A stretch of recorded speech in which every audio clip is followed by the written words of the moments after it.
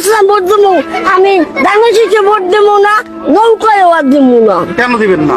আমি দেবো না, কেন দিবেন না? দেবো না। যার শাসন নাই, কোনো আচার নাই, কোনো বিচার নাই, কোনো বিবেক নাই, কোনো আদালত নাই।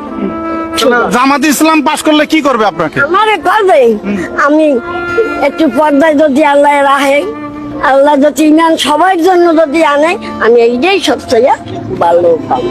কি ভাই কি মনে হইতেছে? ইসাসে কি টাকা খাইয়ে কথা কইতেছে? আরে না ভাই, ওনার এক পাও কিন্তু কবরে চলে গেছে, আর এক পাও আছে দুনিয়ার মধ্যে, কিন্তু ওনার দেখার আর কোনো কিছু বাকি নাই, সব কিছু দেখা শেষ।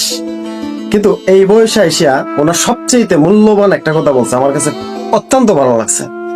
বুট উনি কাকে দিবেন না দিবেন এই বিষয় না কথা বলবো না, কিন্তু আমার সবচেয়ে ভালো লাগার বিষয় হচ্ছে যে আল্লাহ যদি আমাদেরকে পর্দা করান, হ্যাঁ আমরা নিজেদের কাছে পর্দা এটা মানি, কিন্তু সমাজে চলতে গেলে 10 জন মানুষই যদি বেপর্দা ভাবে চলাফেরা করে, একজন মানুষের টাই কিন্তু ওই জায়গাতে হয় না।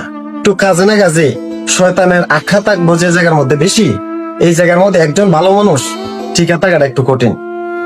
তো এই চাচির কথাটা আমার সবচেয়ে এটাই ভালো লাগছে, পর্দার বিষয়টা। সত্য বলতে ভাই, আমরা মুসলমান মানুষ, আমাদের নারীরা পর্দা করা খুব জরুরি, তাদের অধিকার আছে সবকিছুতে, কিন্তু পর্দার মধ্যে থেকে যেন আমরা সবকিছু করি, এটাই হচ্ছে আমার সবচেয়ে ইম্পর্টেন্ট কথা, এবং আমার মনের ভাবটা আপনাদের সাথে প্রকাশ করলাম। ভালো থাকবেন, সুস্থ থাকবেন, সালাম আলাইকুম।